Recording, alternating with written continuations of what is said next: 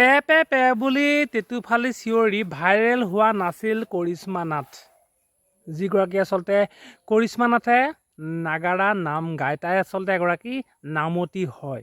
আচলতে সেইগৰাকী কৰিশ্মা নাথক জোৰ জবস্তি ভাইৰেল কৰিছিল নিউজ চেনেলসমূহে। আৰু দুখৰ বিষয়ে এইটোৱে যে যোৱাকালি কৰিশ্মা নাথে এগৰাকী সাংবাদিকক আচলতে বেয়া ব্যৱহাৰ কৰি তাৰ পৰা আচলতে ওলাই যাবলৈ কৈছিল। এতিয়া আপুনি আচলতে দুখটো কাৰ গাত দিব?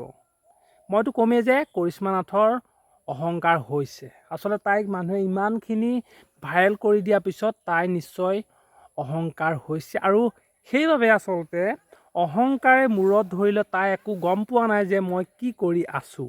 আৰু আচলতে সেইবাবে যিখিনি মানুহে তাইক আচলতে ওপৰলৈ উঠি যোৱাত সহায় কৰিছিল, সেইখিনি মানুহকে তেওঁ আচলতে ওলাই যাবলৈ বাধ্য কৰিলে, মানে তেওঁ আচলতে ধমকি দিলে।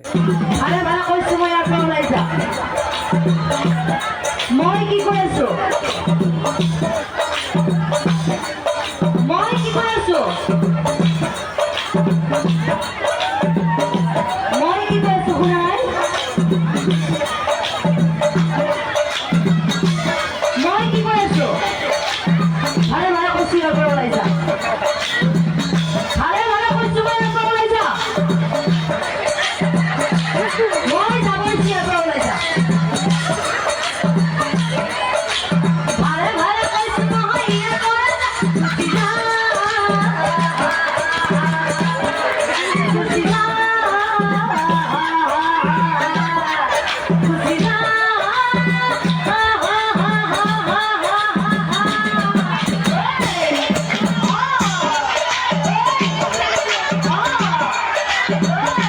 মাইকী মানুহৰ মাহেকীয়া হয় বুলি সকলোৱে জানে। তেনেস্থলত আচলতে কৰিশ্মা নাথ এজনী ছোৱালী হৈ পেলাই কেনেকৈ আচলতে 30 দিনত 30টা অনুষ্ঠান কৰিব পাৰে?